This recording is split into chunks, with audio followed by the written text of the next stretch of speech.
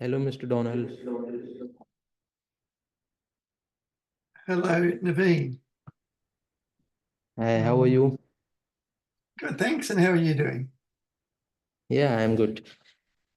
So, Now, I thought I just had this set up to look, but I can't see anything. okay, yeah, so people are still joining. So, by the time people join, we can check that if you are able to share the presentation from your end. So, I'm stopping my sharing screen now. So, you can just check that if you're able to share presentation from your end.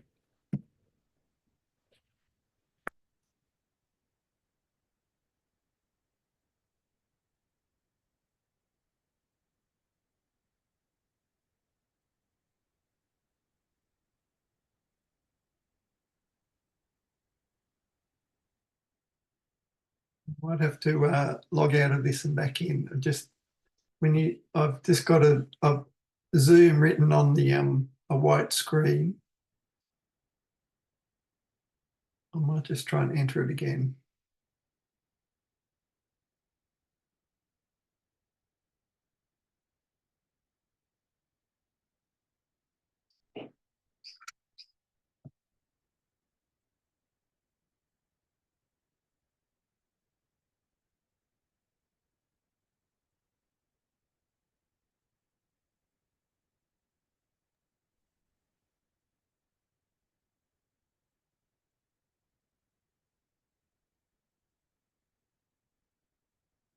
Here we go.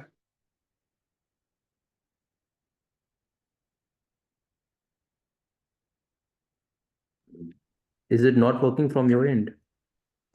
No, I've got you now. I see video, right? I haven't done this for a while. There we are. I can see myself and I can see you. Now we are able to see you. So, That's great. And can you hear me okay? yes, we can hear you. You can just check that if you are able to share your screen from your end to share the presentation. Okay, so just press share here. Yes.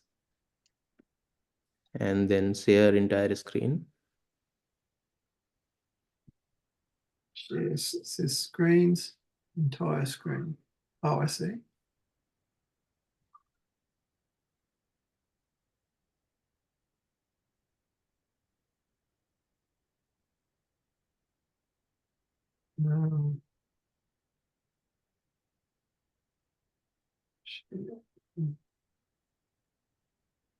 I've got a thing here where it's got entire screen on the left of a box, but it's got desktop one with a exclamation mark on it. Oh, I share there. Allow.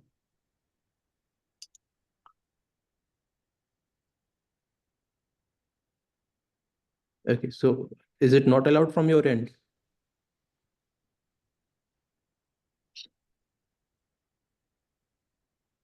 I just clicked on something. Try that now. I just had to click on something where it allows the Zoom.us application. I'll try that now. Here we go. What's happening there for you? Yeah, I can see your entire screen. So you can just come to your presentation screen first. My presentation screen. So I've got to.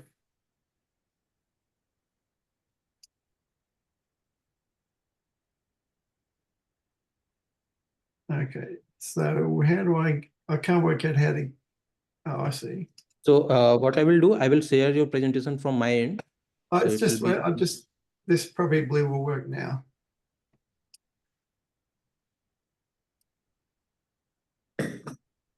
Can you, Yeah.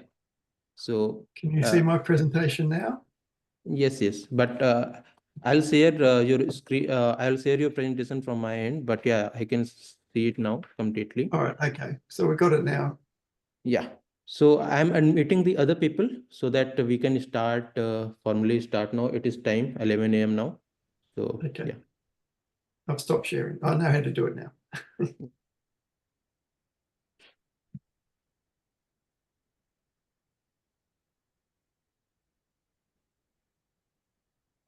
Good morning. Good morning, Mr. Donald Proctor. Good morning, and it's 4:30 in the afternoon. Maybe, yeah, it's good afternoon for you, I think. Yeah. Good morning to you. Yeah. My new scooter, you can use my new. He's the real. Ada tu adik dia convo tu. I didn't get that.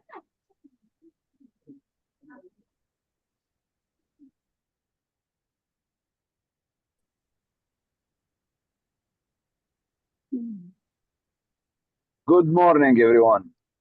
This is Dr. Samir from Jordan. Very good morning. Very good morning. Good morning to everyone.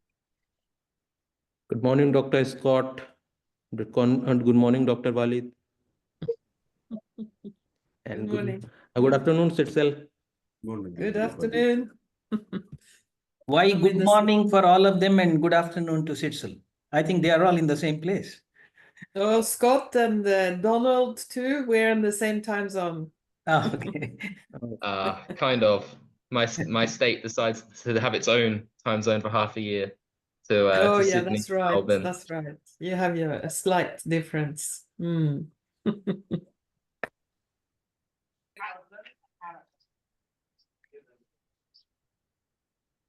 Okay, Naveen, are we ready to start? Please. Yes. So we are ready to start. Yeah. I hope that yeah, Mr. Balu may join within few minutes. By the time we will start, and I will directly hand over to the moderator of the session, and then we can start today's discussion. And yeah, I have one short video message from the Secretary General of Cooperative Housing International that we will play. Yeah, so over to you, Dr. Sachal. Okay, so I gather then that Balu he will not come, and I'll just start by welcoming you all to this colloquium, where we will be dealing with housing cooperatives in different forms, both case studies and also a more global outlook.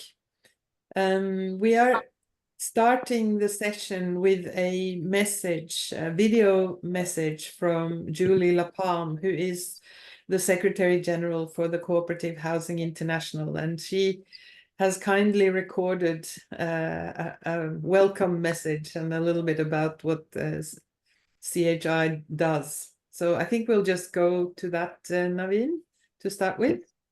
Yes.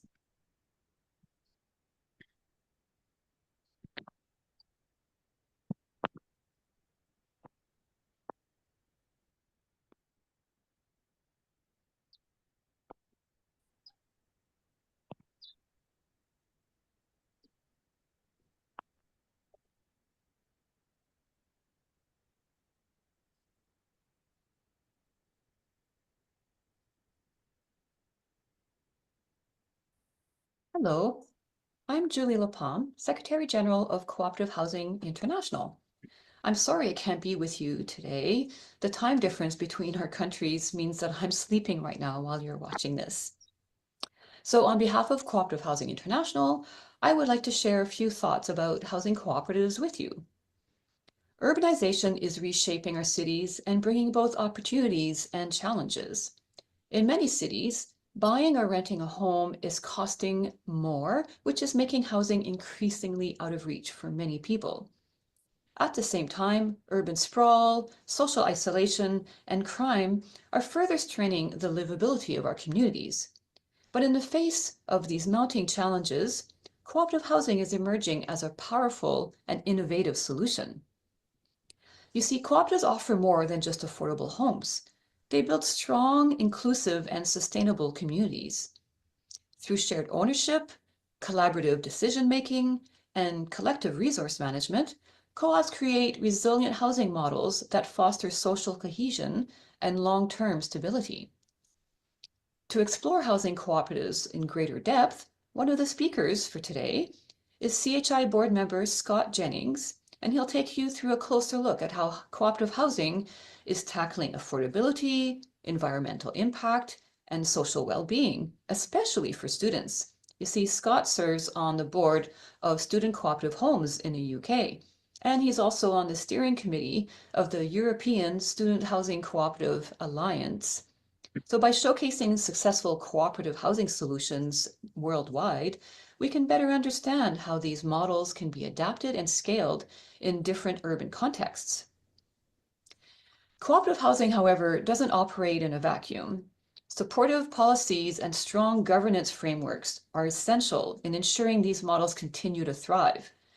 That is why we're undertaking an international cooperative housing legal research initiative. Scott will tell you more about this in his presentation. Thank you for joining us in this conversation on housing cooperatives today. By investing in cooperative housing, we're not just addressing the housing crisis, we're shaping the cities of tomorrow in a way that prioritizes people and not profits. Together, we can champion cooperative housing as a key solution for a more inclusive and resilient urban future. Thank you, and I wish you all a very inspiring and informative session today.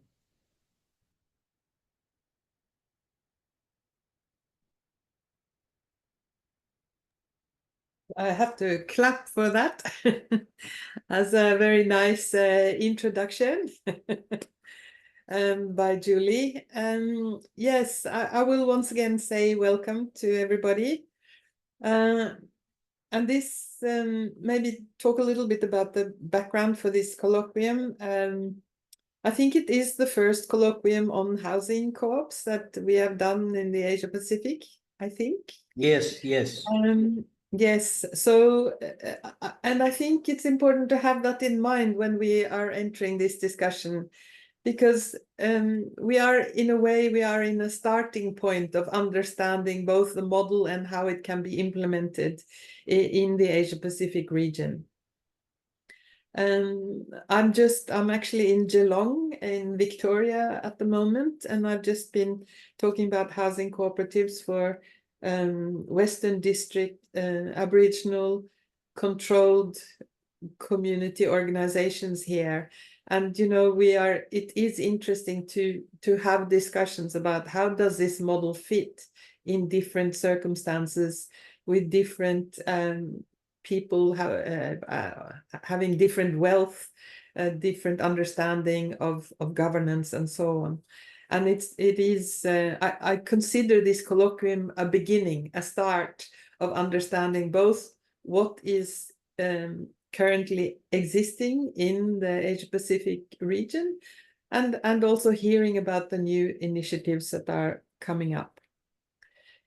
So we have 4 fantastic speakers, introductions here, different perspectives. So first we have Donald Proctor, who is going to talk about a particular student housing co-op in Sydney.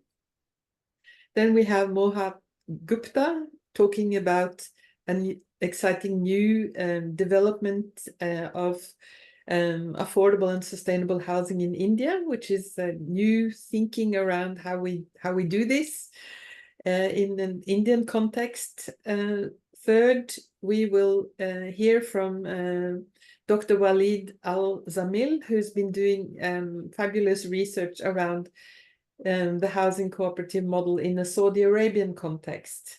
And last, Scott, you will be talking more globally about the cooperative housing movement and also additionally about the student housing cooperative movement. So without much more talking from my side, I would like to give the floor to Donald, unless there are any questions at the moment. Oh yes, for timekeeping, because we are trying to keep to the time, I will probably interrupt you when there's 3 minutes left of your time, just to say you gotta finish soon. Okay, I'm not rude. I'm just trying to keep the time, and Naveen is keeping my time. So I hope you are on the ball, Naveen. Okay. So Donald, I think you have the floor, and I'm hoping you can present yourself as well.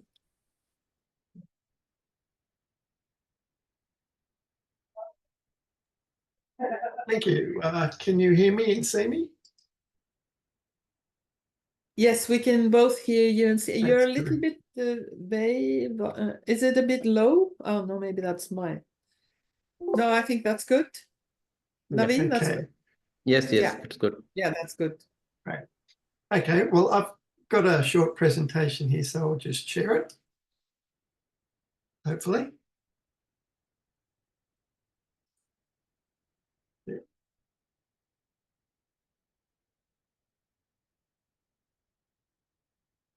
Okay. Yes, thank you very much for the opportunity to showcase Stucco, the Sydney University Student Housing Co-op. Stucco was the first really and definitely most satisfying housing project of my long housing career. Perhaps I peaked too early, but look, I'm very proud that the concept developed and executed by my student friends and staff friends at Sydney University. Oh, I can hear something in the background. Is it okay to continue? I think people must remember to mute their. Yeah, thank you. Okay. Yeah, I'm very proud that the project that we conceived in the 1980s by a group of students and staff at Sydney University has now been carried through by the current residents over 35 years later. The current Stucco residents work hard to make it a great place to live.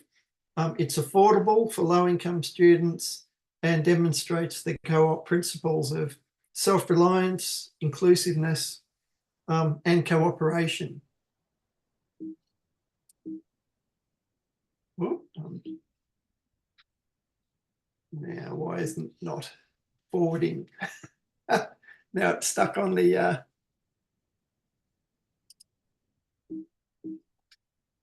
Sorry, I'm just having trouble. It's just stuck on this screen.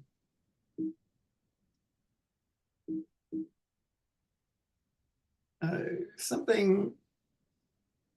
I'll try something else. I'll try reopening it just to see.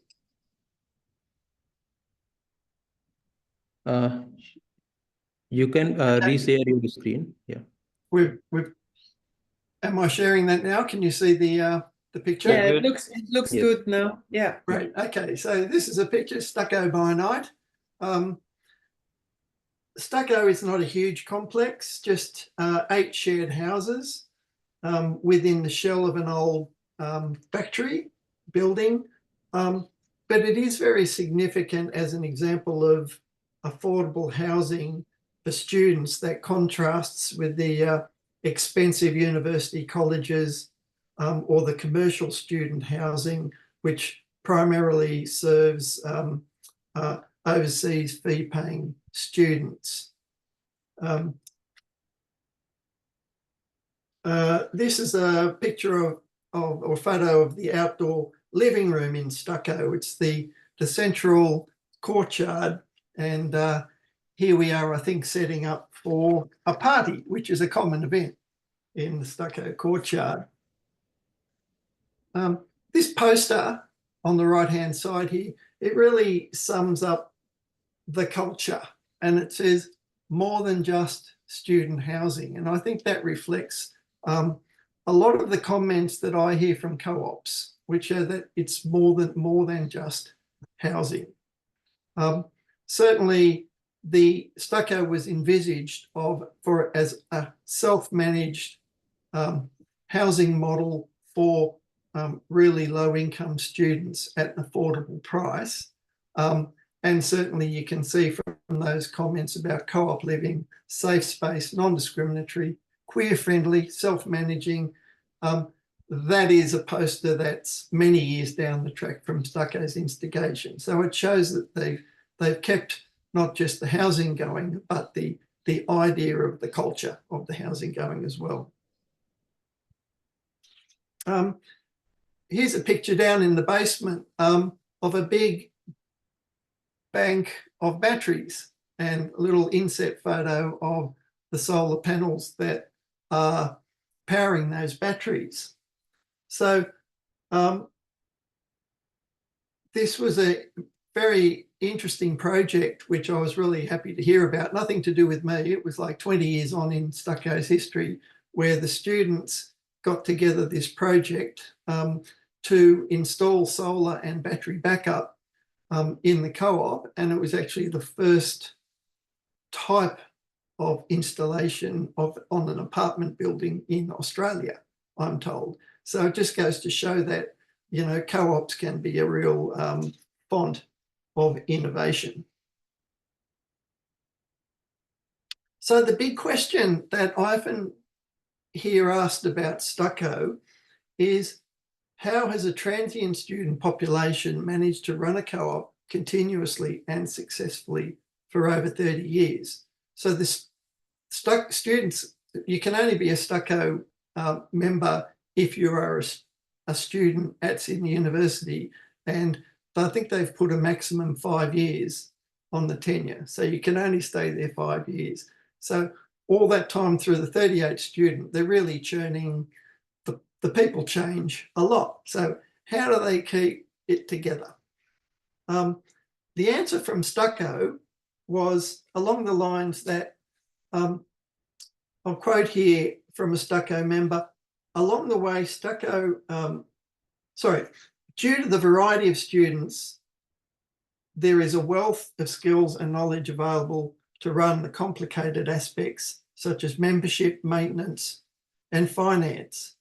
Another reason is a deep sense of appreciation the students feel towards Stucco and their desire to contribute to this amazing place. So there's two things about that. The student population of Stucco is not representative of, you know, the whole society. It's, you know, a bunch of students who are students because they, you know, have a certain level of skills and knowledge. But the main thing, I think, is this commitment. It's the commitment to the co-op, and it's such a rich life that they're willing to put in the work. The other question is, why aren't there more student co-ops like Stucco in Australia? And the Stucco response to this question was that really acquiring the rights to build, owning land, all the legal complications, the willingness of the university to invest in low-cost housing is a really big hurdle. And I would add it to that in saying that in Australia, the government funding programs are really targeted to, you know, big projects and either state government housing authorities or big community housing organisations with a lot of resources. And I think it leaves a lack of funding space for niche projects or alternatives from the mainstream social and affordable housing options that are currently there in Australia. As well as that, you know, the figure is that social housing in Australia has reduced from, you know, something like 7% of housing back in the 70s to about 3% now, 3 and a bit percent. So the most housing, 70 odd percent, is owner occupied housing. About 30% or 25% is private rental market housing. And so there's only a tiny percentage of housing at all in Australia that is subsidised or low cost. And my final slide here about Stucco is a message from the Stucco members to everyone around the world who's listening to this. I'm sure there are thousands of people on the call. It says Stucco is not just a place to live, it is a place that allows disadvantaged students to live a life of dignity and respect, allowing them to study and live with more equity, enabling the space for them to focus on their studies and thrive. peace of mind. Stucco's stable housing provides not only a safe place to live, but allows students to maximise their potential to do well at university and set them up to a solid start in their career and lives. It teaches students lifelong skills and continues to change the course of student lives drastically for the better. So I think that the Stucco people who wrote this really do sum up what they see as a snapshot in their lives in those few years that they may go through Stucco and finish uni and head off. But it represents something that I've had the privilege to see in snapshots throughout that 35 years since it was established back in 1990. I moved out when it was established, but I've been invited back over the years by the various different members who were members at that time. And I have to say they've always had quite a similar sort of message to that one. So it's been surprisingly consistent. In all that time, they haven't gone broke. They haven't got into big trouble. They've just operated a really good housing co-op. Yeah, so there's a snapshot of Stucco, and I also wish, like them, I wish there were a lot more of them. So I'll leave it there. Thank you so much, Donald. It's I mean, it's a really inspiring story, and I think for context, for people who are not in Australia, the options for low-income students for housing in the big cities is really quite poor and pretty terrible living conditions. So Stucco is definitely a very good alternative if you can't afford to live on in the college, I think. Yes, I think we will move on. I'll wait to have the questions and answers towards the end, I think, when we've had all the 4 presentations. And so I want to welcome Mohak Gupta, who is the Assistant Program Director for Development Alternatives India, and he's going to talk about roadmap for sustainable housing in developing countries. And we're excited to hear about your project. Thank you, Setsu. I'll go ahead and share my screen with a small presentation.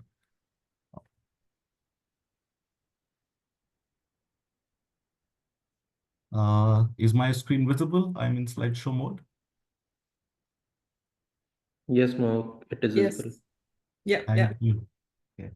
So thank you to the International Cooperative Alliance for organizing this. I think a lot of different aspects of cooperatives being covered today, so I'm eager to sort of learn as much as share. It's a very quick introduction. I represent Development Alternatives, which is a sustainability think and do tank based in New Delhi. It's a 40-year-old organization, and over the years, a lot of work has been done around sustainable housing, sustainable construction, especially in informal settlements, also rural areas. So sharing some of the things that we've been working on, a lot of the work is with the informal settlements, and we have been trying to see how is it that housing delivery can be used as an opportunity to derive other kinds of social and environmental benefits. So that will be the sort of the context of the presentation today. Quick outline, I'll share a little bit about the kind of challenge that we see out there and which we're trying to address, and a case example from some work that we've been doing in the state of Odisha in India, which is a state of about 40 million people, and we've been sort of looking at policy integration for sustainable housing there, and then also how a lot of these models can be, a lot of these benefits can be delivered through local green economy models. So I'll begin with the climate risks and vulnerabilities. It was mentioned in the opening remarks that now with growing urbanization, we're facing sort of challenges that are kind of unprecedented, and added on with the layer of climate change, there are a lot of other risks that come into play.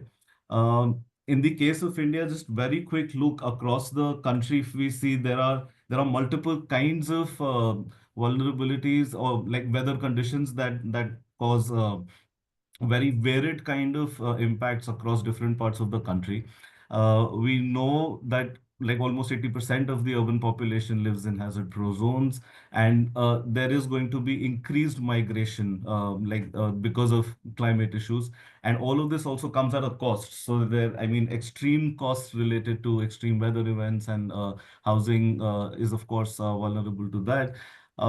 But considering the variety of risks that there is, I mean, one thing that we see is clear that there is no silver bullet, one size fits all, and therefore, when we talk about at the global policy levels, we talk about reducing climate change, and sort of nationally determined contributions are one way to measure that.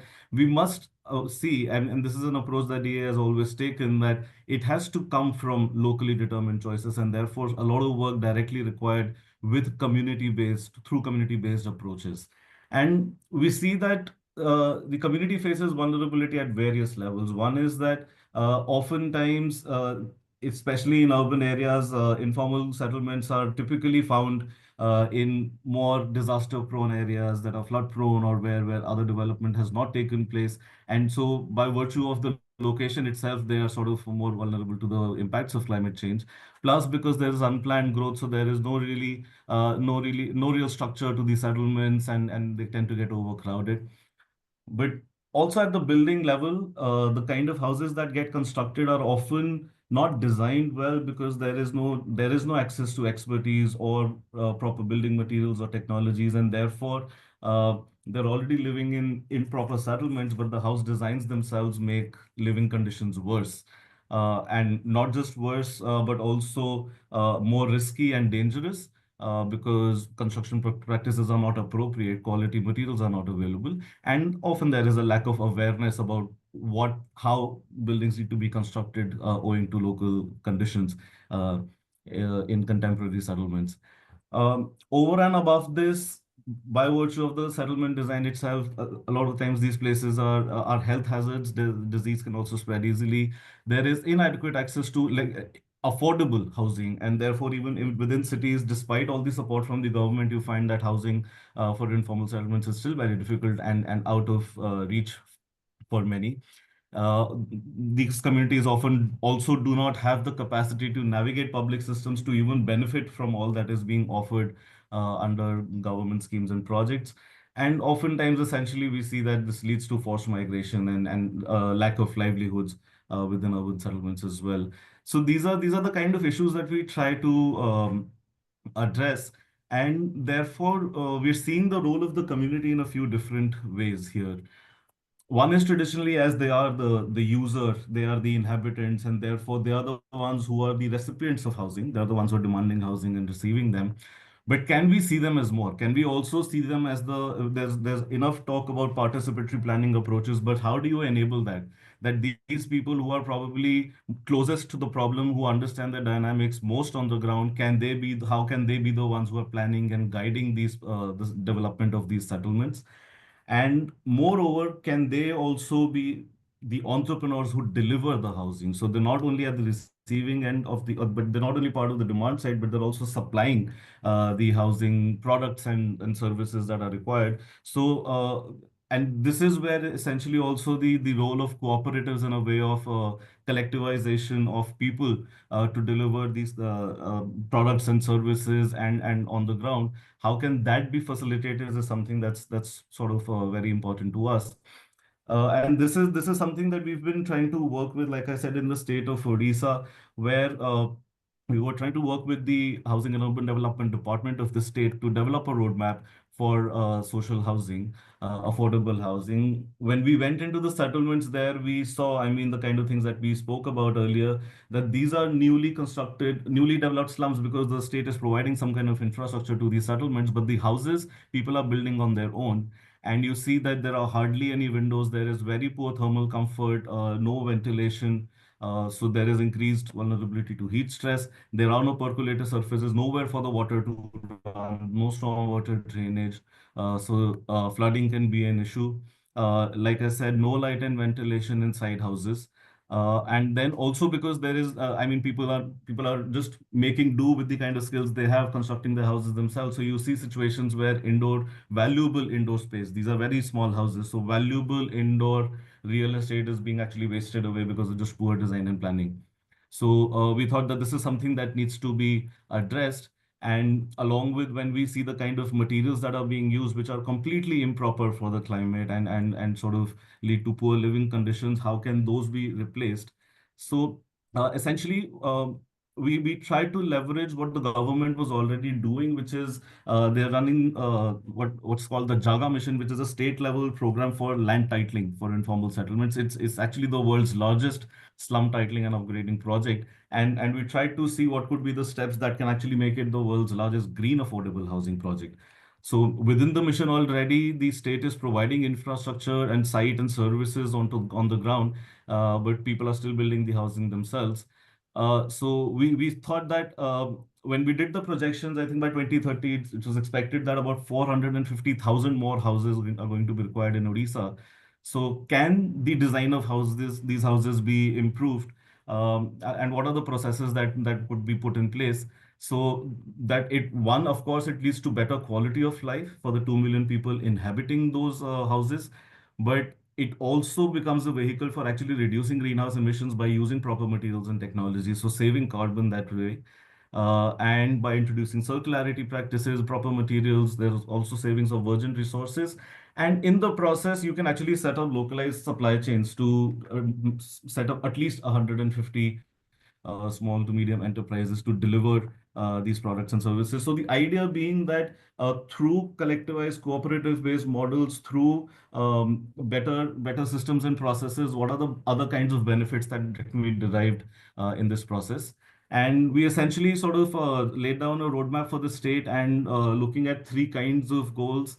We'll so based on the state's own priorities, we really looked at how the community could be a big part of this, and there was one whole thematic area that was devoted to this. I'll go into detail of that. We set down some short-term, long-term targets, and looking at it from a systemic approach. Where does policy need to step in? How does technology come in? How do enterprises get financed? How do you build markets for them and capacities?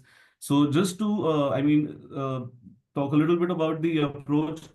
I mentioned within the Jaga mission, there was already a big focus on community well-being. They also set up slum development agencies, which they formalized as a fourth tier of governance. So every slum settlement would have a small agency to oversee infrastructure development. And we wanted to see how the livelihood potential of construction services could be improved. So we set out a few goals, and I'd like to just take a minute to talk about the key action areas, because when we talk about collectivization, one thing is building up public-private partnerships with people through cooperatives to optimize the land planning within the settlements. How can the master plans or the sort of layouts within the settlements be improved by pooling in land and sort of creating better access to community spaces and green spaces, improved designs, and that also helps them to access finance. And by adding the green linkage, we also see financial systems in place now in India where green housing can also help you get concessional finance. So how to bring that in? And on the other hand, looking at supply chains for green products and services. So actually setting up the SHGs and micro enterprises to manufacture some of the building products and that's we're talking about, but also train local people to provide technical support to the slum development agencies. And this is coming from a very simple fact that at the ground level, no one's hiring architects and contractors to design or build their houses. It is essentially the local masons who are guiding the construction processes, who are telling the residents there, this is what you should build, these are the materials, this is where the doors and windows should be, whatever. So can we train people on the ground to actually become quasi architects on the ground, who are sort of nirvan sathis, that's a Indian term, um, to provide that kind of technical support, and then also use this opportunity to train artisan guilds and skilled and semi-skilled construction workforce to use these alternate materials technologies. This would, of course, require some kind of policy support as well. So specific recommendations regarding preferential procurement as well from these kind of groups. So these are the kind of approaches that were sort of suggested to the government, and I mean now likely some of these are going to be taken up, but wanted to present this as an approach to sort of use housing to derive multiple benefits. And some examples of similar work that has been done in the past in various capacities by DA itself. Um, when we talk about the construction services, there is also need for supporting infrastructure. So this is something that was designed as a response model to the super cyclone in Odisha back in the early 2000s. And there were these rapidly these facilities were set up, building materials and services banks, which could sort of produce building materials at a rapid pace by involving local entrepreneurs, local masons, training them very quickly, and sort of delivering these services. In the past, there are also opportunities to set up sort of large-scale enterprises, in it's micro enterprises in large numbers, and sort of this is something that DA did with fly ash bricks as a green building product in the state of Bihar. And then also looking at innovative uses of sort of waste products, in this case, agri waste, for example, to develop eco-fuel for green enterprises. So looking at various kind of technology packages and solutions that could be brought in. And specifically, this is an example from a pilot building that was done in the Himalayan region, and looking at technology specifically that can be delivered through micro enterprise routes. So a lot of precast concrete products, small masonry blocks, and building capacities of local people, local artisans to actually deliver these. Uh, Similarly, we have also developed and implemented models which look at microgrids which are operated through women-based SHGs. So they are literally at the forefront of the energy transition as well, training women and collectivizing women to operate e-rickshaws as a mobility solution. And this one particularly has been tremendous because, like besides the livelihood aspect itself, the fact that it is women who are providing local mobility solutions makes it much safer for the women and girls of that community to actually go around even at odd times during the day, which wasn't a case earlier. So there's clearly safety implications that the community finds benefit from. You Then have in rural, 3 minutes left. Sorry, Mohab. thank you, Sidsel. I'm close to the end, so I think we're good on time. In rural areas, also looking at locally owned and community operated water supply systems, which are managed by the community, and therefore there's a lot more acceptance, there's more equitable access to water for the community members. And in some cases where a lot of work with the enterprises has happened, has succeeded because we're also trying to set up the support systems, ecosystem services in place. And for example, in the state of Uttar Pradesh, we were working with district entrepreneurship coalitions, setting up these kind of coalitions to provide support to these SHGs and micro enterprises on the ground. Another way of doing this is through cluster-based systems, where over the past 5 years, we've set up over, I think by now, 30 clusters across the country with membership of each. These are SHG-based models, and each SHG ranging from anywhere between 300 to 1,500 artisans and local producers. So these are different approaches that we have tried and have succeeded in the past. And in terms of going forward, at least for housing development, and this is the perspective we are coming from in terms of actually delivering good quality, livable housing that is climate resilient and future ready. So I think these are the things that we see need to be done in a very, very localized fashion. I think always coming back to the fact that problems are extremely specific and the communities understand the problems best. So if we can sort of train them to also sort of deliver the solutions, I think that's a win-win for all. So one thing is like training manpower, skilled labor to work with the technologies that they need today. Then production units through SHG federations to produce appropriate materials technologies, and therefore contributing also to the local economy. And actual construction of homes where some better land management systems can be put in place to improve the quality of sort of living conditions and access to common spaces and green areas, and enabling these to sort of access the finance and land needed through the existing state mechanisms. I think also one thing to understand that within India, we feel that there is quite a bit of policy support that can be leveraged. Already a lot going on, through which, I mean, creatively one can sort of identify opportunities and work with the government and with the industry to sort of deliver these. So, Sitzel, that's my time. Thank you. I'll finish there. Thank you so much, Mohat. Wow, the scale of your project is phenomenal. Going from the stucco in Sydney to this is like, and what did you say? 40 million people is your target group, so or the population. Yeah, thank you. That was really mind-blowing and inspirational. So, but I do think we will continue without questions unless there's some clarifying questions, particularly. No? Okay. I think we'll continue and then have a rounded discussion towards the end. So, thank you. Yes, thank you so much. And now I want Walid Al-Samil, Dr. Walid Al-Samil, Director for Research and Associate Professor, Department of Urban Planning, King Saud University, to present his presentation, Addressing Housing Challenges in the Asia Pacific, Policy Frameworks and Lessons from Select Countries. So I'm really looking forward to your research findings and frameworks. Thank you. Thank you so much. I'm not sure, do you hear me or my voice is clear or no? No, yes, we hear you very well. Yeah. Okay. I'm going just to share.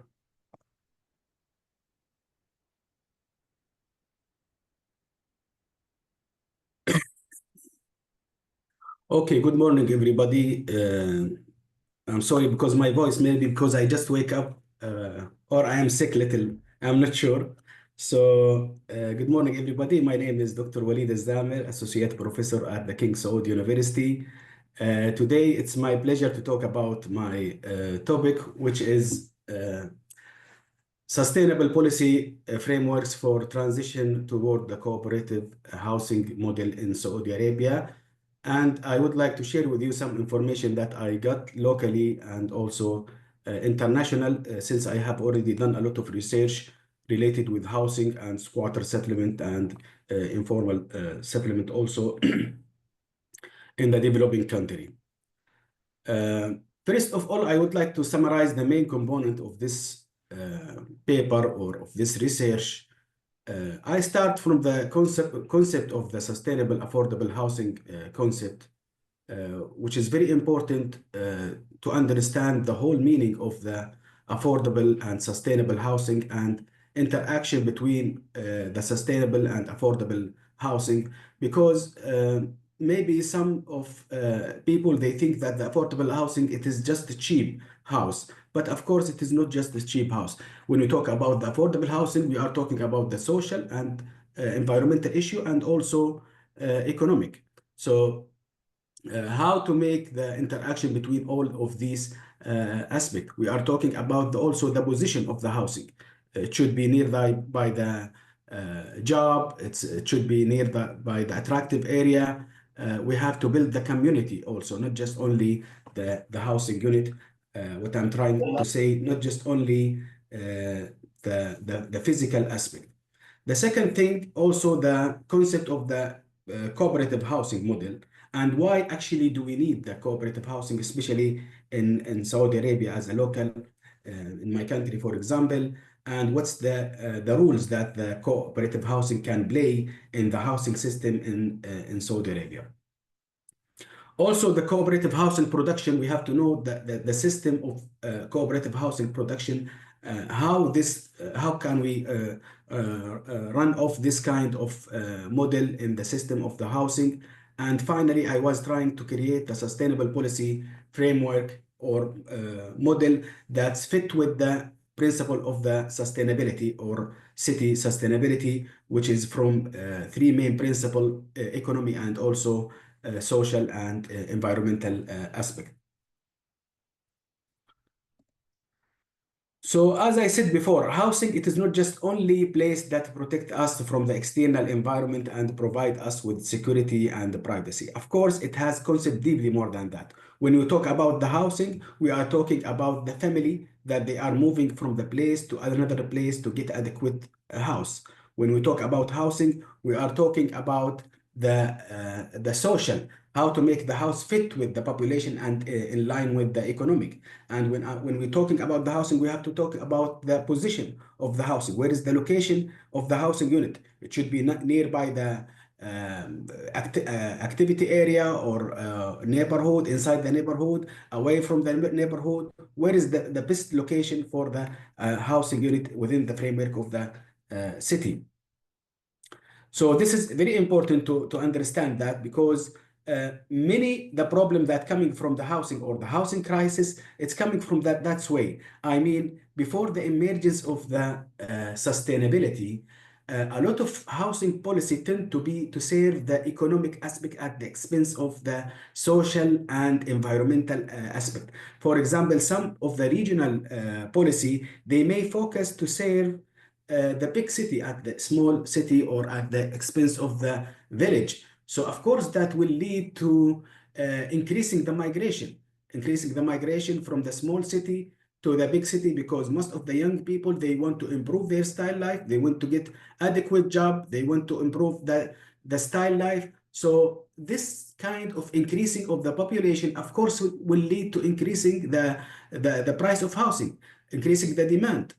So this imbalance between the demand and supply, of course, will lead to the housing crisis. And some low-income people and middle-income people, they may find themselves that they are out of the skirt of the housing or formal housing system. So this is the main reason for the emergence of the informal settlement or the squatter settlement. The squatter settlement and informal settlement coming from this way, coming because we don't have actually in some developing country alternative subsidy program that compatible with the population and fit with their income and social and environmental aspect. So it's very important to understand this vision, because if we understand this vision, we can create a good policy that fit with the principle of sustainability. Go back to the cooperative housing. The definition, we can say that the definition of the cooperative housing is a form of the democratic work based on the community participation within the framework of the government legislation of the housing sector. So it's kind of organized participation of the communities. It is different than informal settlement. Informal settlement, it's come out of the skirt of the government regulation. But this is within the framework of the government regulation. It's kind of cumulative of effort of the population, sharing their economic, sharing with effort, sharing with the society work with to build their housing within the framework of the government regulation. So then this way or this method or this cooperative housing, it could achieve the principle of affordable housing and at the same time subsidy or I mean sustainable concept, because it's interaction with the community participation, it's interaction with the affordability and the resource management and the self-governance and collective management. So locally in Saudi Arabia, cooperative housing still doesn't play significant roles in the housing sectors because many challenge and actually, I believe that the concept of the cooperative still it doesn't work real good because there are many reasons. I mean, we have to reform the system of the cooperative housing and cooperative society. Still, the cooperative society seen as a charity work, not as a community working. So that's why all the society or cooperative society, it doesn't exceed actually more than 0.3% of the size of the cooperative in other countries.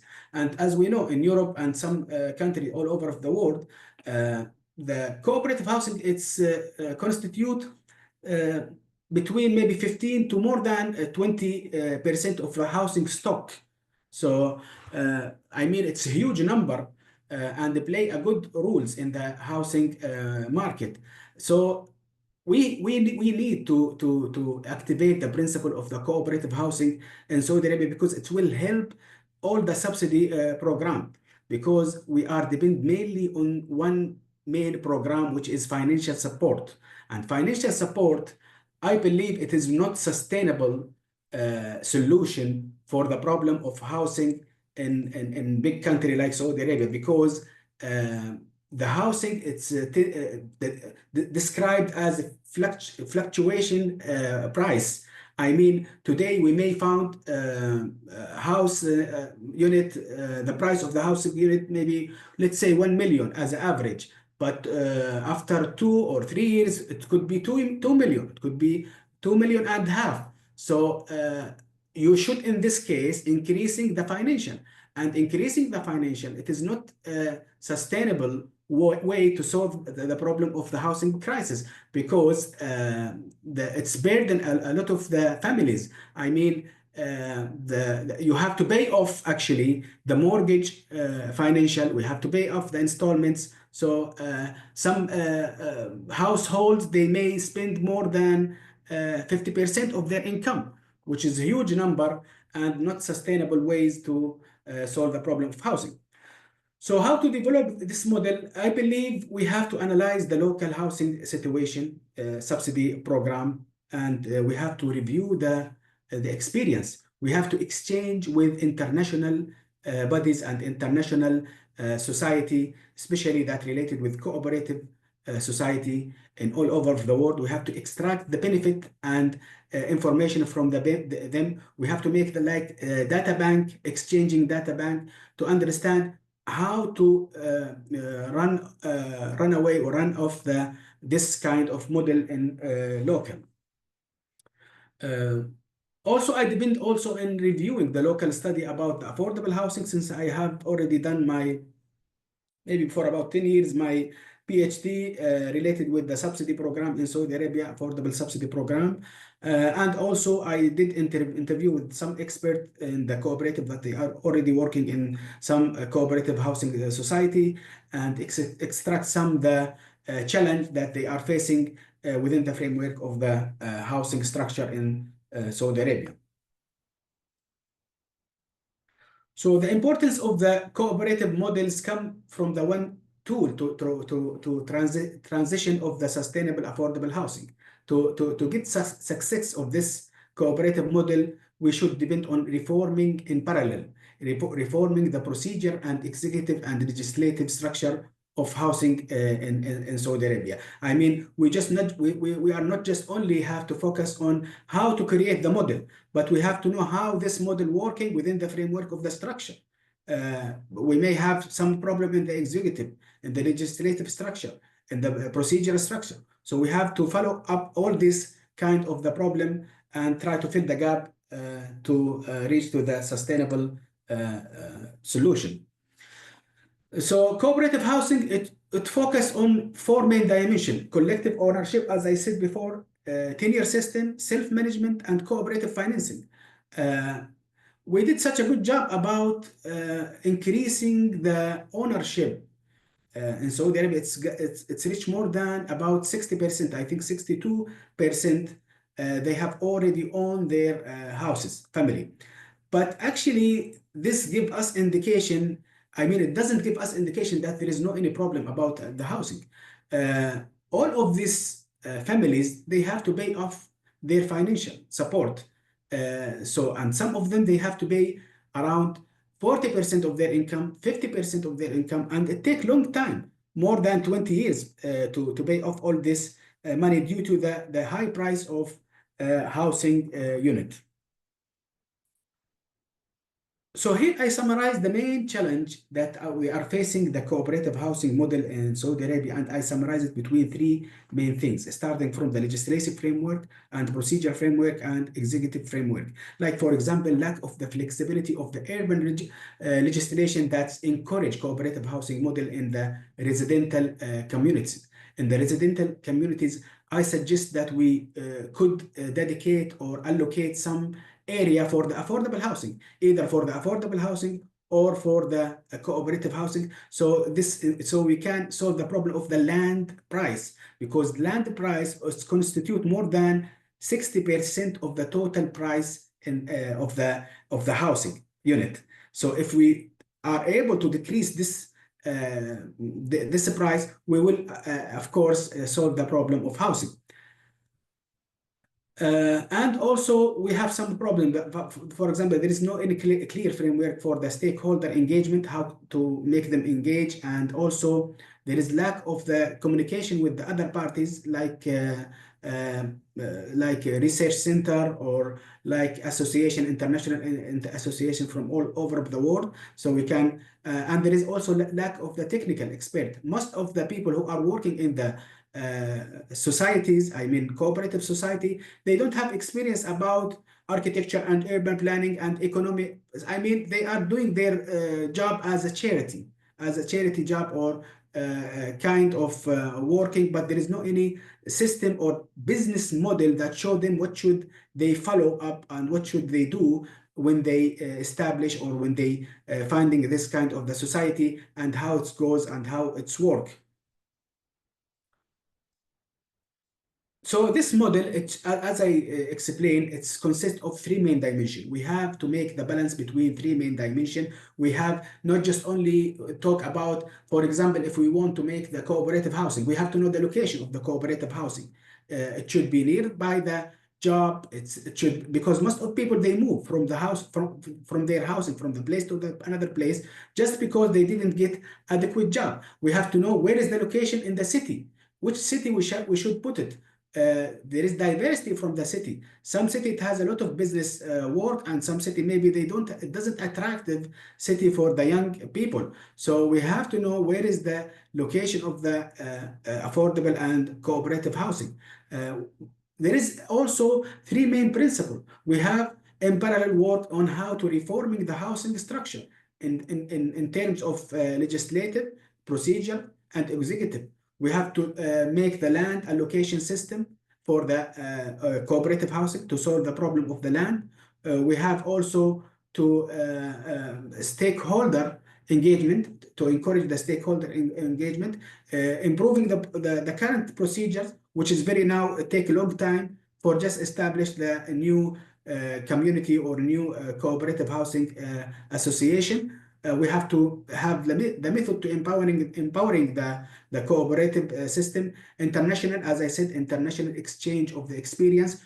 We have to start from the other people, what they have done. We have to know the experience of the international experience, to see what is the pros and cons and how can we extract the benefit or learned from them. And also we have to provide some technical expert inside the society, so we can know how to build the system and how to build the housing unit that's fit with the Saudi Arabian culture, whether as a kind of villa or apartment or any kind of housing. And also we have to participate, encourage or increasing the participation between private sector and the public sector. So all this kind of work, and it's coming from many research that I have already done, as I said before, because starting from the seeing how the affordable housing and how informal housing it's work, because we have to take lesson learned from the informal settlement. I know informal settlement, it's full of the problem, but actually it show us that the people, they are meeting together, they are working together to build this kind of housing. So we have to take this principle and within the framework of the structure of government. Finally, I believe that activating cooperative housing is subject to the developing of the housing structure system toward the advocate the concept of the cooperative strategy, and we have to do that within the framework of the strategy plan. We have to think about the regional plan, how to distribute the population around the area, how to make the balance between the city, and this point it's very important to solve the problem of affordability in Saudi Arabia. Thank you so much.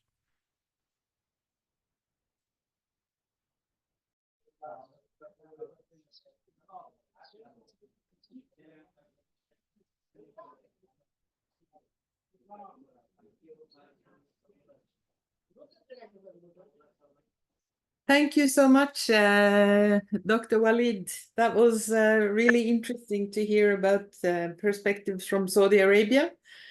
I think there will be questions of comparisons and and really interesting to get different countries thinking around housing co-ops and the purpose of housing co-ops in different economies and situation and contexts. So thank you for that. As I said, I think we'll keep the comments and the discussions towards the end because I'm sure there will be plenty. So we'll better keep it together.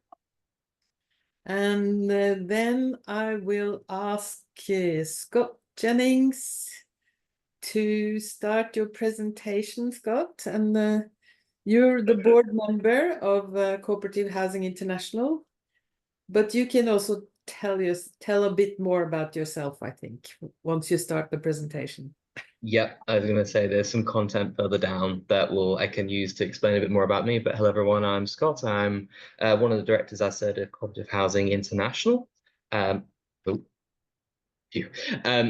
first off, starting with who is CHI, Co-op Housing International. So we're one of the 8 sectoral bodies of the ICA, of which you have agriculture, fisheries, industry, banking, insurance, shops, retail, housing, and healthcare, alongside the nation regions, Asia Pacific, hence why we're here, Europe, the Americas, and Africa.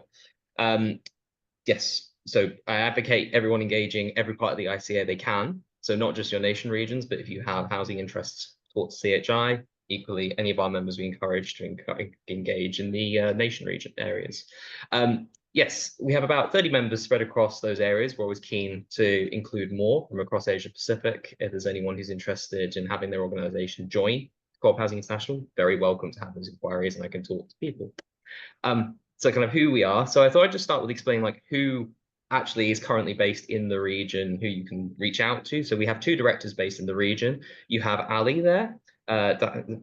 We call Ali, but Turk Mohammed Ali bin Hassan prefers to be called Ali, who is part of ANCASA, there we go, which is the national and government recognized Cooperative Federation of Malaysia.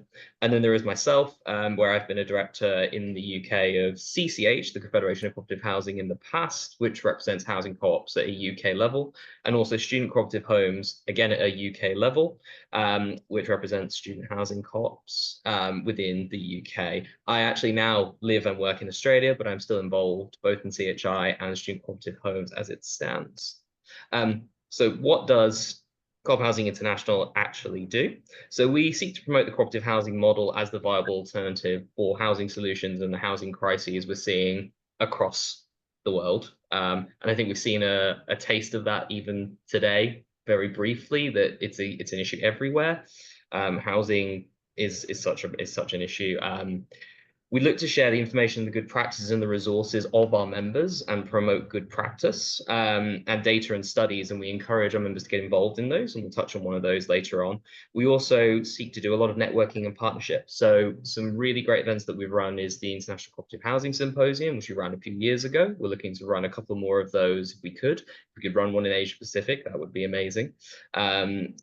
We also do education and training where we requested, and we do a lot of advocacy work, which is often kind of not appreciated as behind the scenes, and we should talk about it more. But we are seeking to do it and to give our members the resources to do that advocacy themselves as well.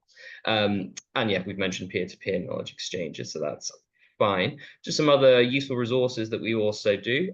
We have a podcast that CHI runs, Co-op Conversations. I encourage you all to go and find it on the podcast app of your choice, where we bring experts from the field to talk about their national contexts, their experience of certain types of housing cooperatives. So that can be leasehold cooperatives, that can be ownership cooperatives, that can be student cooperatives, you name it. We've got a podcast for it at some point. But equally, we're really happy to talk to people here who might want to share their experiences and have a deliberation and dissemination of that kind of information. We also have a number of webinars that are up on our YouTube channel, so please go and find those. A lot of them can be quite useful. Yeah, so the cooperative housing solution generally, some of this will be retreading things that people have already said, but it's worth kind of emphasizing how much of a unique blend of affordability, security, and community this model actually represents. And certainly as someone who's younger, it's a thing that I would say housing generally lacks. Certainly in Western contexts where I've lived. And we seek that kind of collective ownership and that collective control. And there's one thing that the private housing sector has done very well is to individualize people and not give them control of their housing, and they've been made subjects to their housing rather than have any autonomy. And again, yeah, well-being of members is an area that drew me into the movement. I'll touch on that later. And the concept of pooling our resources and sharing our benefits, applying our cooperative principles across our members is such a strong part of our models. And, you know, cooperative housing has been there since the beginning. The Rochdale pioneers didn't just make shops, they also had houses as housing cooperatives. So this is really something that's underappreciated, but we have been there since the beginning. And then, as people will testify in here, some people have gone and made it a fantastic success in their parts of the world.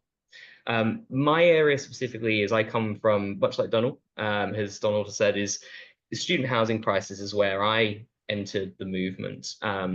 It's an international issue that has kind of quite core themes going on, chiefly financial insecurity and instability around housing and the impact that has on academic performance. And in fact, in severe cases, and we're seeing this in the UK at the moment, people are being forced out of education or are having their ability to go to the places that they wish to study and they should be able to study, they cannot afford to go.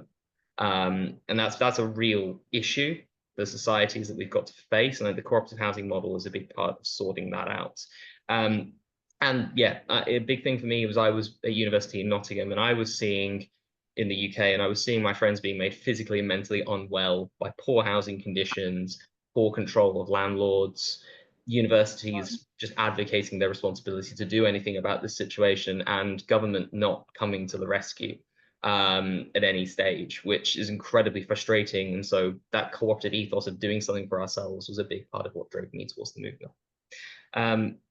Student housing cooperatives as a solution to housing problems do provide a unique blend of affordability, security, and community. And if it's one thing that students shout out about is that, and Donald mentioned these in Sydney, is the for-profit purpose-built student accommodation is designed to do none of these things. They are not designed to give you security. They're not designed to be affordable, and they're not designed around community. They're designed to be extractive. And it's a real area that cooperative housing needs to intervene in order to kind of promote the well-being of young people and to intervene across the board. Student housing cooperatives are very democratic by their nature, and they're really formative in forming future cooperative leaders. This has been a big part of my advocacy when I stopped being a student, is to continue bringing up people behind me into the movement, both locally and internationally, primarily in Europe in my case.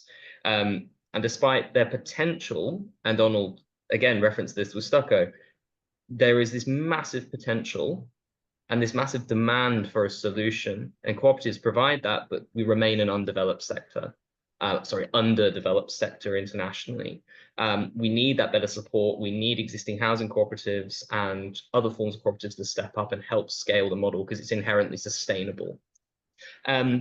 So part of my work in making that happen has been a great pleasure, has been establishing ESHA, the European Student Cooperative Housing Alliance, over the last couple of years, where we've established a forum where we bring an ever-growing map of student housing cooperatives within Europe together, and we've had the North American partner organizations get involved with this as well. We've also had brief interactions with Stucco, which was really fun as well a couple of years ago. That was fun making those time zones for 3 continents come together, but we did manage it on that occasion. To create the opportunities and experience sharing, networking and strategies, know what works, don't repeat the same mistakes, and also show the successes. Student housing cooperatives have a unique situation. Many traditional housing cooperatives suffer from low turnover and aging demographic issues in Europe. Student housing cooperatives don't have that. They have the inverse problem of high turnover by their very nature. People come, they are students. They might be students for a long time, but they will move on. And so we have to make sure we train students with cooperative skills and ethos to carry things forward. And there are some great examples. Stucco was one that's already mentioned. A big part about ESHA as well has been mapping student cooperatives that have been completely oblivious to each other's existence. It's so painful that the first interactions in Europe were facilitated by North Americans. It was kind of a joke about, you know, why did it take a Canadian to get a German and a British person into the same room in Texas in order to start this kind of conversation going? So pulling the barriers within Europe down has been a big part of this work. And massively inspired, by the way, by North Americans, NASCO, which is 53 years old now, is the National Federation of Student House Cooperatives in North America. They collectively own a number of properties together, with loads of co-ops having independent properties. They have internal development resources, cooperative leadership certifications that they put people on, networking events and staff networking events and upskilling, and the Institute, which I've had the privilege of going to twice. Highly recommend that if anyone's going to North America, should definitely go. It's a really inspiring event.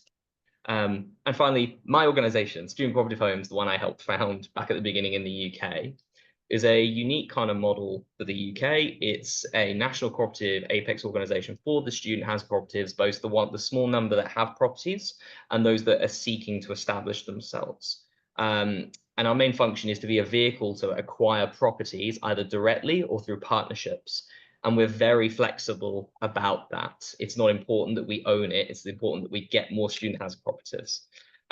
We also support the established cooperatives with training, advice, governance reviews, financial oversight when they request it, in order to kind of promote that sustainability of student housing cooperatives and continue the ethos. And our vision is to create a thriving student housing cooperative movement in the UK. I would say that we've had some mission creep with the formation of ESHA for Europe as well, and wanting to engage that, which has been great to have. We've also kind of adopted the Republic of Ireland inadvertently, with student cooperators in Ireland seeking to kind of harmonise with us and seek support, which has been wonderful, to take on speculative private markets, empower the students, and to help develop the cooperators of the future. Many parts of the world have aging cooperative membership demographics, and the only way you're going to get more cooperators is by giving them experiences of cooperation. This is a very quick slide, but this kind of shows the basics of what we have as a multi-stakeholder model. So we have investor supporters in our cooperative who are retail cooperatives from across the UK, seasoned cooperators and other stakeholders who have a stake in our wider cooperative to promote the cooperative ethos and give students access and opportunity, but the fundamental principle of majority student control remains in the organization. And yeah, some fantastic advocacy work that we've done as ESHA. So to give a list of kind of the countries we've discovered student housing cooperatives in, and this kind of breath of fresh air of kind of interaction and the pulling down of boundaries. We've got the UK and Ireland, we've got the Swiss with La Cigou in Geneva. If you can make a student house cooperative work anywhere that's expensive as Geneva, you can do it anywhere. It's seriously expensive territory, and land is crazy. The Studentendorf, which is a student house cooperative based in Berlin, 1,000 student complex, Studentendorf and La Cigou, some of the biggest. We have the newest student house cooperative on scale, which is the Collegium Academicum, which was entirely built by the students. It's about 250 students living in there, and they're bringing the rest of their buildings online. It's a wonderful example of cooperative grassroots development. La Eclef in France, which is sort of the French equivalent of student cooperative homes, celebrating 10 years of existence this year. We have examples in Italy and in the Netherlands as well that were completely under the radar until last year. And so that's been a wonderful experience of kind of digging up all these student-led cooperative projects. And then we go to all of the international conferences together to promote this model. And I suppose I'm sort of doing that by extension today through my advocacy here with you all. So moving on to the fantastic work we're doing in terms of the International Legal Research and Analysis Initiative. It does have an abbreviation. It's a very painfully long thing to say. So the focus of this project is to document cooperative housing laws and policies across different jurisdictions across the world. As we stand, I believe we've had 12 completed questionnaires from the target countries and got another 5 that are due to be completed. So we're pretty much there with all the information. There's many fantastic examples of cooperative laws in specific jurisdictions, and then in some, there is just none. And our advocacy with this is to create a comprehensive body of knowledge showing best practice to give to our members across the world to advocate for the best legal frameworks for their countries. Looking at governance structures, members' rights and obligations, and how that interacts with tenancy law, of which there is friction in some countries, how those two things interact. How to finance cooperatives, which we'll talk about Vienna and Zurich shortly, but there's fantastic examples where you have state leveraging of their loan structures for the state apparatus to enable these bodies, also how you bring private institutions on board, and how taxation is treated. Dispute resolution mechanisms is also a fantastic area to strengthen our movement. And then regulatory oversight, how regulators regulate cooperative structures, of which there are some pretty disastrous examples internationally, historically. And then there are some fantastic ones where regulators are actually fantastic stakeholders within the wider ethos of cooperatives. Beyond that, we have some examples of some great infrastructure. So Vienna and Zurich are some of the leading lights of cooperative housing structures in terms of the integration and just the accumulation of property. So Vienna, as an example, has had a long-term municipal support and favorable land policies given to it by municipal government and at the national level, making up 20 to 25% of the housing stock of the entire city. And that gives the weight and leverage of that scale for the cooperative movement to act as an anchor against the private sector alongside state housing. It's a wonderful example of when you bring municipal government on board, you can really make things happen with long-term contracts, affordability, and regulation. It's allowed a non-profit environment that is sustainable, which is wonderful, and taxation benefits to enable cooperative housing. Then you have Zurich. Zurich is another wonderful example where the city has about 18% of the housing stock. They're currently aiming to get that up to a third. So they've set themselves targets that they so strongly believe in cooperative housing as a massive stake in the city's infrastructure around housing and non-profit housing, maintaining affordability in a place that could massively run away and be completely unaffordable to people who live there and need to live there. And local government there is set that by 2050. There's actually been some evidence that the city of Geneva as well is seeking to compete with Zurich. And that's a wonderful position to be in. We have two municipalities trying to compete to be the most cooperative. So there's a lot to be learned from those sorts of ventures. And then in terms of other enabling policies, we've been supportive in Spain. In Spain, the Congress of the Deputies recently put forward recognition of cooperative housing structures, which there wasn't there in the past. And that's been a wonderful part of our work as well, supporting those, and subsequently builds upon the success in Catalonia as well, which is a devolved region in Spain. And Catalonia's state assembly has been supportive of a project there as well. So this is about us also enabling and educating government as CHI with people in those countries about what cooperative housing is and what it's not. And that touches upon points that were raised earlier about the need to educate government to understand what they're doing and to understand the way that our movement works. And then let's come back to Asia Pacific, seeing as we're here. Policy in India has been a wonderful light, and we have a participation in our research project. NCUI has submitted on behalf of India. You guys have an amazing size housing cooperative sector, like for India is unbelievable. 290 million members, 850,000 housing cooperative societies is unbelievable. And a big part of that has been obviously people over time, but has been the legal structure that has enabled that. So that's just something to really celebrate and recognize within the region. And I have to say, just from a CHI perspective, I would love us to have someone from the subcontinent join the CHI board, because you represent such a massive part of the cooperative housing sector. And then coming to my current area of the world, Australia, within the last 2 years, there's been a lot of movement building up on the federal parliament of Australia to sort out Australia's serious and developing housing crisis. And a big part of that has been advocacy for housing cooperatives. Donald will be, and Sidsel will be able to give you a lot more information around this work than I, but I did have the pleasure of meeting you both in Europe at CHI when you came to visit Berlin. The Australian Cooperative Housing Alliance, ACHA, and the Business Council of Cooperatives and Mutuals came and have done study tours across Europe, seeking to learn from Denmark, Austria, Germany, and Switzerland, a kind of a holistic look at various different approaches to housing cooperatives, and bringing that all back to Australia to submit to the federal government. And I really hope that that does lead to something from the federal government in due course. So in summary, we operate by supporting cooperative housing through targeted policies, through getting government on board to address these housing shortage issues. And Spain and Australia are areas where we're trying to create the foundations for successful housing cooperative sectors. And we want to help cooperatives beyond that think about their future. And we've touched on sustainability within this very session about how they can leverage their financial strength to make new projects, to redevelop old projects that need that investment to be sustainable into the future, energy efficiency, insulation, smart energy, and reducing carbon footprints. These are all things that we've been developing and we have resources on. So if you look on the CHI website, you have areas where we have national summaries. And if you have anything to add to that, please just contact CHI directly. We'll happily add more to those resources so people can see our movement and make our movement visible. And if you want to take part in any of our research projects, please just let us know. We've got a bunch of lawyers involved in assessing the cooperative structures and making these applicable across the world. And as a personal kind of vested interest, I'm a heavy advocate of student housing cooperatives. I would encourage established housing cooperatives to think about developing student housing cooperatives as part of your housing or as a separate project that you support.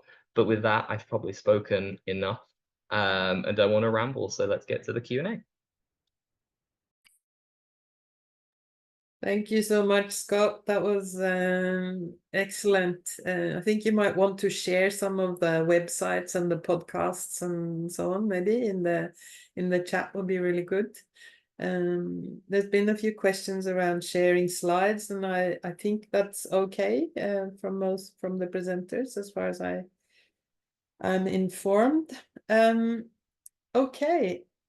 Wow, we've got a wide perspective of presenters, and that's really awesome. So with that, I think we should just start with some questions. Naveen, have you seen some written questions that you want to maybe mention first?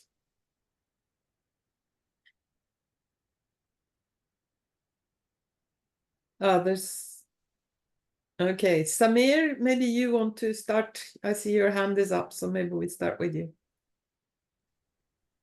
Thank you very much.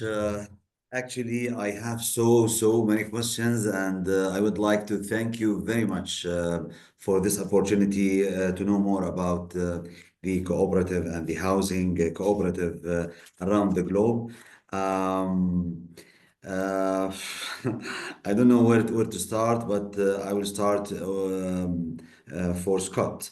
Thank you very much for your presentation, and I want just to ask you, how can we learn from your successful cooperative housing in for the students, especially, and how can we promote the cooperative housing model, let's say in Jordan or in any developing countries, because we are in the baby steps, if I can say. Thank you. Sure, happy to answer that. So the how is an interesting one, but I mean, the common themes to take common threads across the world and various regions is housing is an issue for young people, but they don't know about cooperative housing. That's a pretty universal problem. Now that's because many countries don't have a sizable sector to speak of, or sometimes it's because they don't housing cooperatives don't shout up their cooperative ideas, models, they don't differentiate themselves. And I think that touches upon another issue that we had earlier about some people think co-ops are charities. Real bugbear of mine for many reasons, because it means that governments treat us incorrectly in many jurisdictions and causes so much frustration. So it's about having a messaging to young people that is relevant to these housing needs, about affordability, about sustainability, about putting them and remaining many people into the communities they actually want to live in. Because what we see economically in many countries is essentially forced displacement through economic means, through rent being unsustainably high. A great example, if you want to look around the world, is Sydney and London are great examples of this, and people I know from New York suffer the same fate. There's many countries with the same type of situation. So it's about making a messaging to young people to go, you didn't know this is a thing, this might be relevant to you, this could be the solution for you, and also for other people your age. So you can make it a generational pitch, and I think that's an underappreciated angle on how to make it relevant. Yes, I'll go with that rather than me talking endlessly. Okay, that was the first question. Samir, I can't let you have more because we have to go on to the next one. I'm looking at the written questions here. Shivali, you have written a question in the chat here. Do you want to say it in person? No. Okay.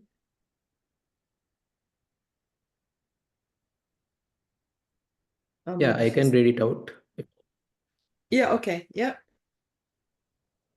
So, she is one of my colleague, and she has two questions. What is the key difference that you see between a student housing cooperative model and a general cooperative housing model? And then the second question is how these student housing cooperatives work. Once a student passes out, is he eligible to take its services, or how the next students who are coming in get onboarded to these student housing cooperatives? That is the basic question.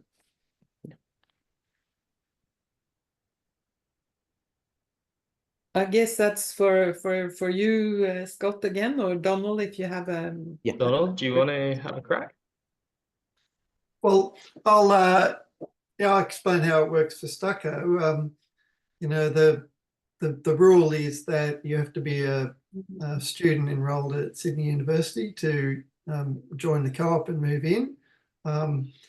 There's if you say the average time that someone spends at the co-op is, say, 3 years, that would mean that a third of the co-op members change over each year. So there's a bunch of people like, you know, I did architecture at uni. If I was in the co-op, then I probably would have stayed 6 years if I could, because it's a long course. But some people move in and move out in the year, and others might stay 5 years. So there's not one point where everyone moves out and a new bunch move in. There's always this continuity where there are new people, more experienced people, and they bring the new people up to speed, and they've got all their committees, their maintenance committee and their finance committee and their membership committee and their activities committees. And I've been to some of their recent meetings, and they're really well run, with almost a code when you're sitting around and people wiggle their noses or stick their finger up in the air. It all means I want to be heard or move on or whatever. So they just have it. Stucco has evolved a really nice form of governance, if you like. That's its own thing. But the basic rule is the co-op is for students, and when you finish your course, move out and give up your space for another student. They do have an extra thing, though, that they keep a bedroom in each of the houses free, and that's either for visitors or as a form of crisis accommodation for students. So the student union or the student administration or the university administration might receive a student who's homeless, and they ring up Stucco, and Stucco takes them in, say for however long required, maybe up to 3 months. And so, as well as the Stucco members, there's a small group of people who might be living in the co-op as guests who are in some sort of crisis situation. So it's sort of there are different ways to get in, but you have to move out, and you've had to go.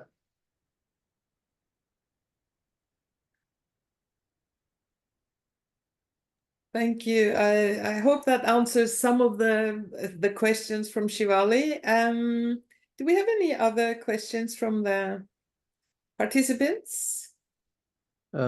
Yes, I see a few questions again in the chat box. So one question is around directed to Scott, that what is this housing cooperative symposium? What is this about? What is the idea? And Sure, can touch on that. So the Cooperative Housing Symposium is an event that's been run a few times, a couple of years between them. So they're not every year, they're every few years. Yeah, the last one was in Zurich with a side event that drifted off to Geneva as well, where essentially they're exchange forums and networking opportunities. So they really emphasize bringing in housing cooperatives from all over the world, through various other networks, including the Cohabitat Network, which is another interesting kind of development body, NGO, that brings in other parts of the world to really mix established cooperatives from Europe, North America, developing cooperatives, network, share experiences, policy ideas. A lot of the ideas that led to the research project around legal forms came from the organizations that attended the symposium. The symposium was also the first place we brought together student housing cooperatives from Europe, but also North America came on that occasion. And so the idea is to have it as kind of a blending pot for cooperative housing across the world and allied forms of housing who are interested in applying cooperative principles to their own housing. I'm not sure when the next one is actually due. I can ask Julie when that is intended to take place and where. But if there is interest in that being housed somewhere in the Asia Pacific region, that would be fantastic. And I know that CHI would, they could coordinate with a host cooperative to make that happen. That would be fantastic. Thanks, Scott. That's useful. I think there will be some interest. I think I want to ask a question myself. Sorry, I'll put myself up, and maybe that's nepotism. I don't know. But I wanted to comment and ask maybe Mohak, your project in India, because. And also based on my experience just here these last couple of days, is that the housing co-op model might not be always suitable, but there's certainly areas where the co-op model can support development of housing. And I think your project was really important in that you looked at informal workers organizing as co-ops to, first of all, support better working conditions for them while they are building houses. And this made me think about the Norwegian housing co-op sector, which is substantial. It was created out of the trade union movement, because they said, we want to build decent housing for our people, for our workers. So it's interesting, like, maybe not the housing co-op model is the first thing you think about, because people need just decent housing. But there's certainly, I think, a lot of ways you can look at how cooperative models of looking at both business and the people can support improved housing. I know it's not housing co-ops, but I think there's still a lot of thinking you can do around that. And I can see in your project, I like to think about worker co-ops in your project. But maybe a comment. That was more a rant than a question, but maybe you have a comment.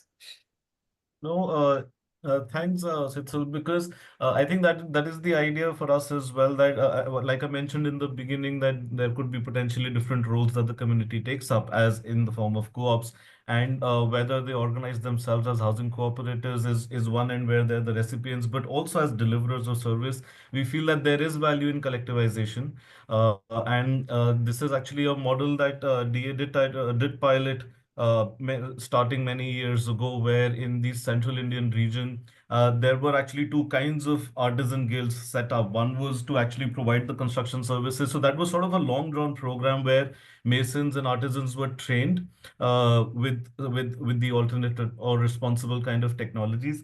And it was widely successful, because a lot of times, from our perspective, when we're looking at mainstreaming of sustainable construction practices, oftentimes what is lacking on the ground is also the fact that there is no labor to deliver services. And by training artisans to take up these specialized services, we had experiences where from the center of India, these the artisan groups were actually invited to other parts of the country to contribute to like quick disaster response, construction needs, or even in sort of specialized areas in the Himalayan region where very specific expertise was required.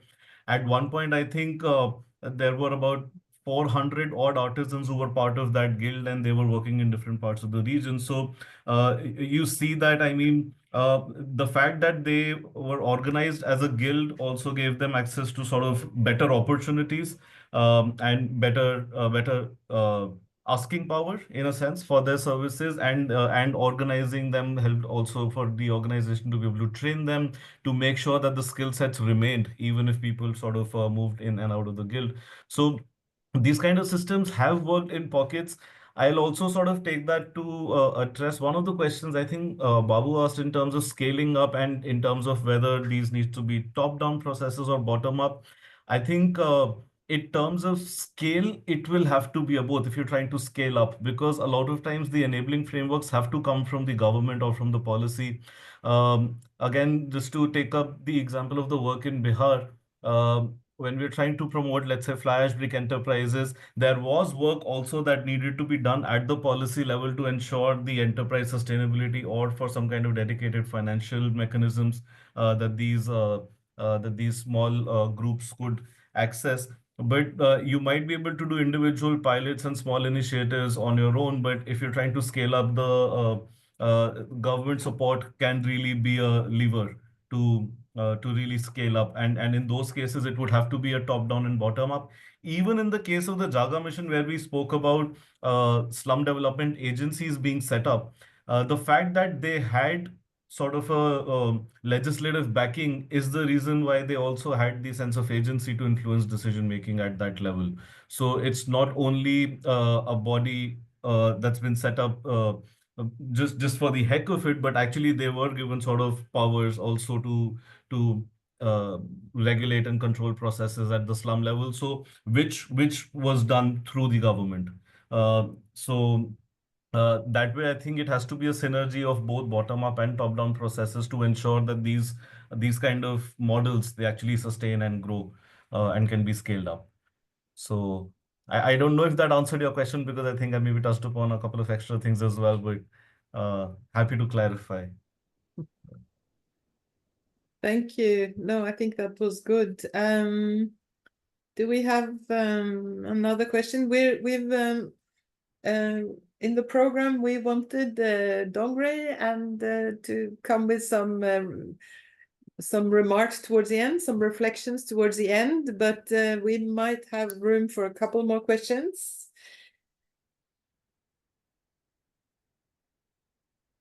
Oh, Samir, you have one more? As I told you, I have so many questions, but Okay, want go to ahead. take the time. Actually, because I'm interested in this topic, and I need everyone in the body to know that Jordan is a home of 147 housing cooperatives. And our population is like 10 million, like a small town in India. Um, um, like we have 17,000 members in those cooperatives. And in this country, we have those cooperatives to establish like housing, small housing for technical purpose or specific members. And then when they give everybody the house, they go out from the scene and they close the cooperative. This is most of what they are doing. I don't know, Dr. Walid, he do some research, and I found from everybody, the speakers, especially they said about the European Student Cooperative Housing Alliance.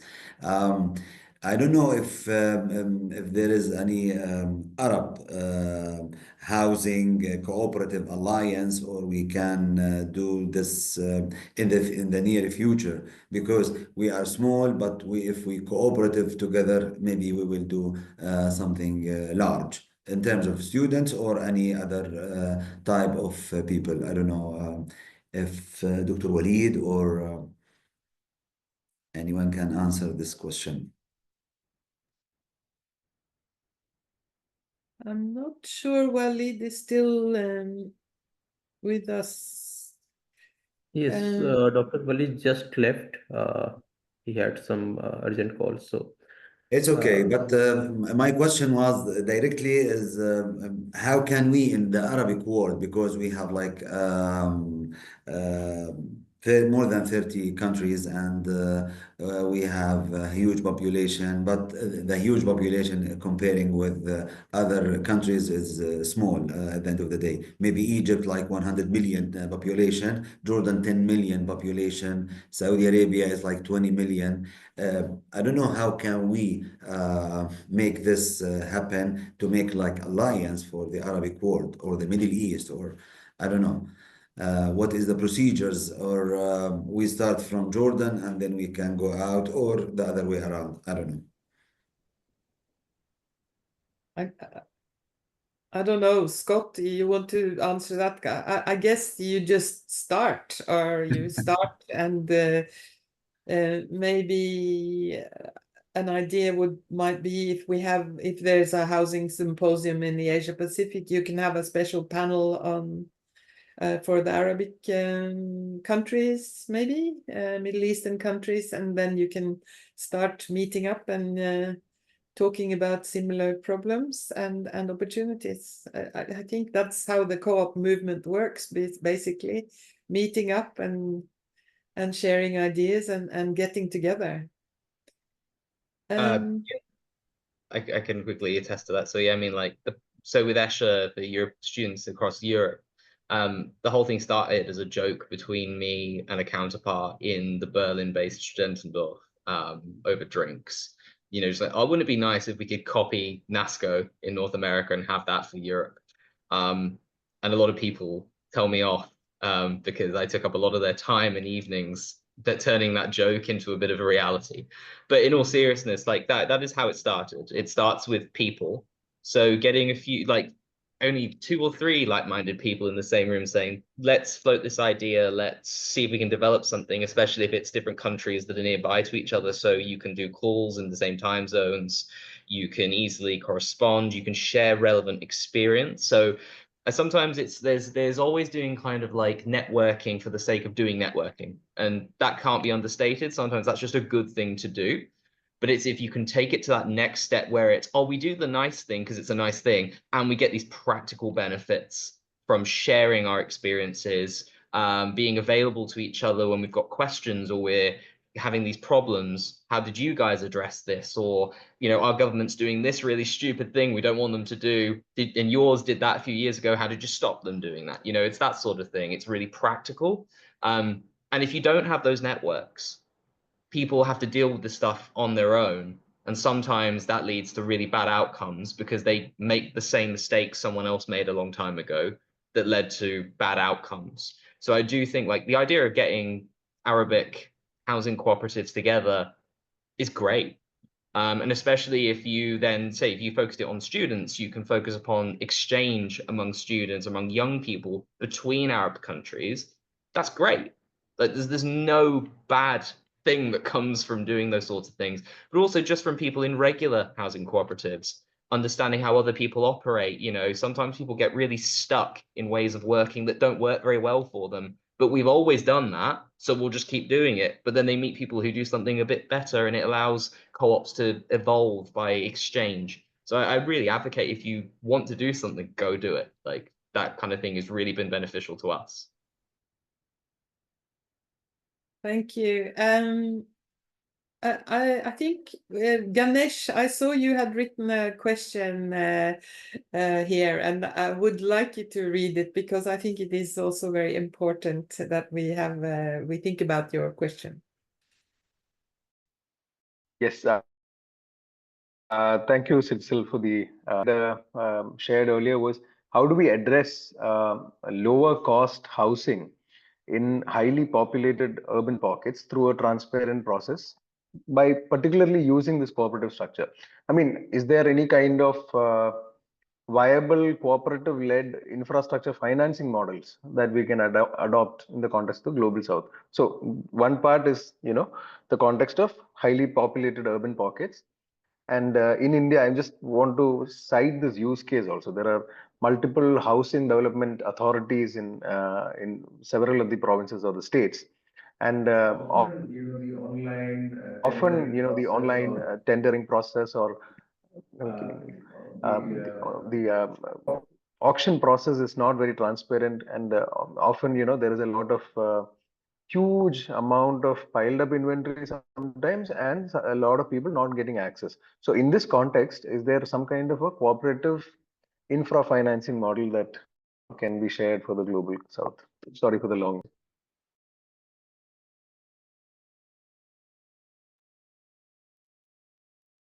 Do we have anyone who wants to answer this question? Yeah, may I just, I mean, I'm part of Global South, so I can probably try and answer. Yeah. I'm not sure you have any, a global agency that would support this kind of a thing, but I'm sure in many countries in Asia Pacific, at the national level, there are organizations that would support cooperatives in building the infrastructure. For example, in India, you have both the National Cooperative Development Corporation, which had a scheme for a long time of supporting cooperatives for building infrastructure. So at the national level, I think there are initiatives of that kind. Some of the state governments also do that. They provide this infrastructure. But then, as you said, there are these two different models. There are state-controlled housing development boards or housing development agencies. And they often face the problem that you are talking about, that they go through some kind of a tendering process, and then sometimes they don't get the infrastructure ready on time. Sometimes they create and then it just lays there and nobody occupies it. So this is the kind of thing that happens. I think the one good thing with the cooperative model is it's created by those who want to use it. And therefore, I think it would be definitely much more affordable, and the chances of it going vacant is much less. Thank you, Dr. Ongri. That makes sense. A lot Yeah. of public money that is being wasted, this is being addressed just by virtue of the model. Thank you. I'd just like to sort of thank Ganesh actually for bringing that up, because that is a very, very pertinent issue. And Yashwant sir, thank you for your clarification on that as well. Because especially around the larger urban centers, the land markets sort of regulate all of these decisions, and this is largely a reality in many cities where you have underutilized housing stock. And yet you have like large swathes of like homeless populations. So in fact, with the housing board in Odisha, in fact, this is something that we're also trying to do right now in terms of looking at how housing development can be sort of kept out of land market purview. But I mean, this is a very, very complicated subject, and this is something, in fact, we at development alternatives, we are sort of also looking into these issues. We in fact have a event also coming up in May, where like one of the panel discussions is going to be around the role of cooperatives, and in fact we have been discussing that with Naveen as well, and we are very keen to explore partnerships. So a lot of the experts here, I think your inputs will also be very valuable for that going forward, and we love to sort of take this conversation and see what can be done on the ground and how to influence that. Thank you. Thank you, Mohak. Please share the invites or the event that you're having with everybody. And then maybe we will get more people interested and involved. I think that would be fabulous. We're a bit over time. So I don't think we will do any more questions. And there was set aside some time on reflections. Dongre, do you want to add some overall reflections maybe to end the colloquium? Thank you, Sitzel. And first of all, I would like to thank all the four speakers and Sitzel for putting this together. I think, as Sitzel mentioned, this is a first time that under the Committee of Cooperative Research under ICA Asia Pacific, we are organizing a colloquium focused on housing cooperative, even though housing cooperatives have been there for, I mean, in plenty in many countries of Asia Pacific. What I noticed today is we had the first and the last presentation fully focused on student cooperatives, and in between we have the presentation from Mohak, which is on the sustainable housing. There's where cooperative model remains to be explored as an option. And we also had the presentation from Saudi Arabia, which was very aspirational in terms of how do we facilitate, this kind of housing model in those countries. I think student housing would be a very key thing, because in the US, in Europe, this movement, I think, has been there for quite a long time. And maybe it's very inspirational for cooperative housing in general, because young people, joining together and developing a cooperative model and living together in a cooperative way sets an excellent example. But also probably a student housing cooperative model is relatively easier model to work, because a lot of students, including international students, would be looking towards affordable housing, and then continuously the occupancy will be there, students will move out and students would come in. There could at the same time be operational challenges, like who would manage and to what an extent the students will take part. Do they bring in financial resources to further expand it? Some of these challenges could be there, but the essence of housing cooperative, I think, is a good message from student cooperatives for others to build. I'm saying this because the experience in India says that we have, as Scott mentioned, we have a very large number of housing cooperatives, and the National Housing Cooperative Federation is there. But then we have two extremes. The one extreme is excellent housing cooperatives that have built affordable housing, and and people collectively even running it and living there. On the other, there are a lot of housing cooperatives which have been branded as part of the land mafia. So, you have both these kind of examples prevailing. Therefore, it depends to a large extent on the policies and regulations across states, many times. But there is a large percentage of housing facility created in countries like India, which is outside of the state control, outside of the charitable initiative control, that comes from cooperatives. And there's a lot of learning, I think, for housing cooperatives in general from these grassroots models like student cooperatives.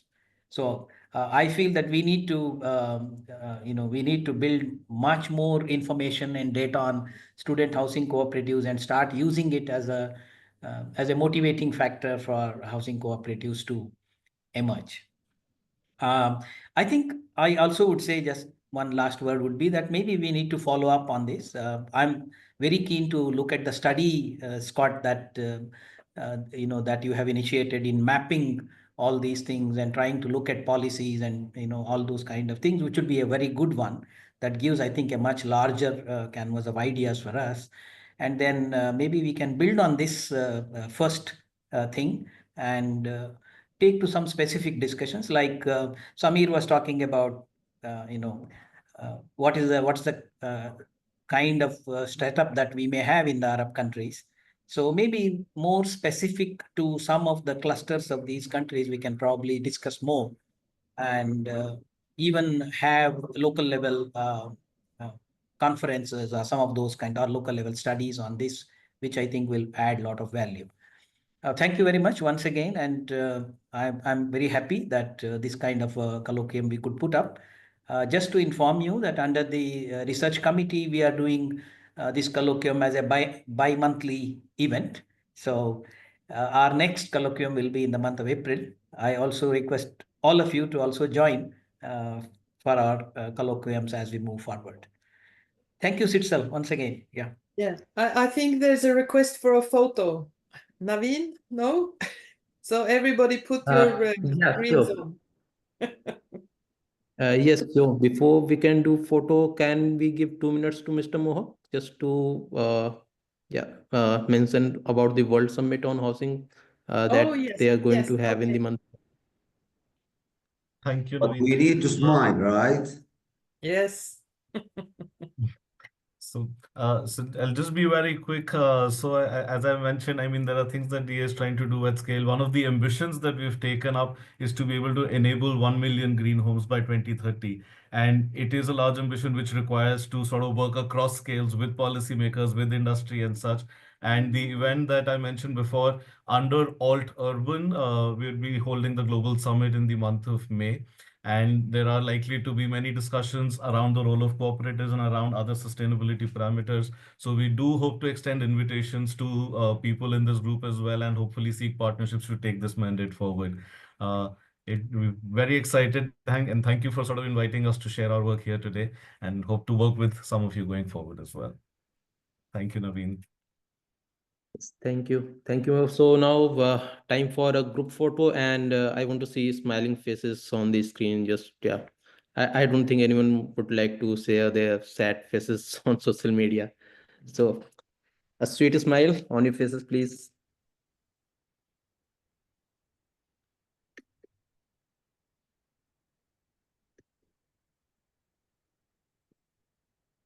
So yeah, done.